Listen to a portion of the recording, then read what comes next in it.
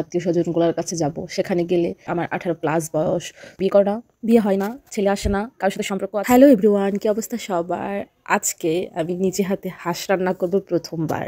হাঁস রান্না করতে করতে আজকে আপনাদের সাথে কিছু কথা শেয়ার করব। উল্টাপাল্টা হবে রান্না আমি জানি, তাও রান্না করব। আমি গ্রামে থাকি, স্বাভাবিকভাবেই আমি গ্রামে জন্ম, গ্রামে বড় হয়ে ওঠা, সব কিছু গ্রামে।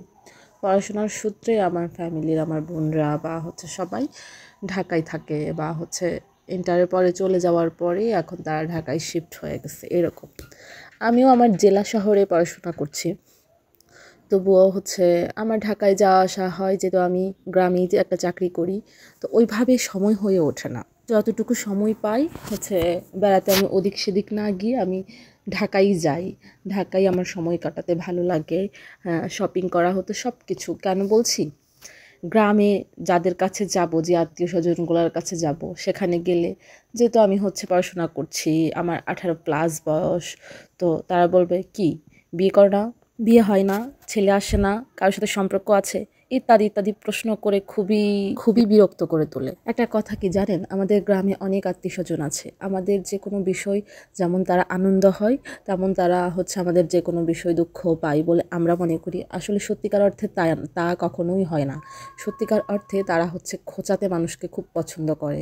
আপনি ভালো থাকলেও নজর দিবে, আপনি খারাপ থাকলেও খোঁচাবে।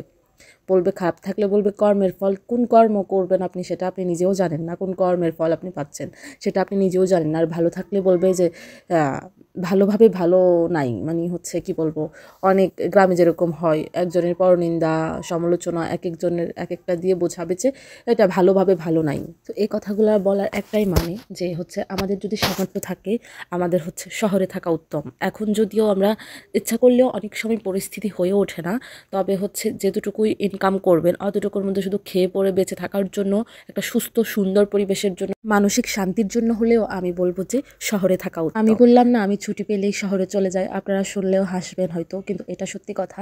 মানুষ গ্রামে আসে শান্তির খোঁজে, কিন্তু আমার মনে হয় শহরে আমার যাওয়া উচিত।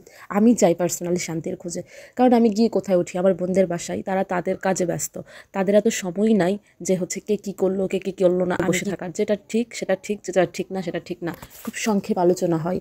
কিন্তু ওই যে গ্রামের মানুষের মতো কিছুই না, ভাত চোলার উপরের দিকে একটা সিলি বিষয় নিয়ে ঘন্টার পর ঘন্টা আড্ডা দেওয়ার মতো সময়টা তাদের কাছে নাই। জানি না লাইফে কি করব না করব বা কি, কিন্তু আমার অনেক ইচ্ছা আছে যে অল্প টাকা ইনকাম করলেও শহরে সেটেল হওয়ার।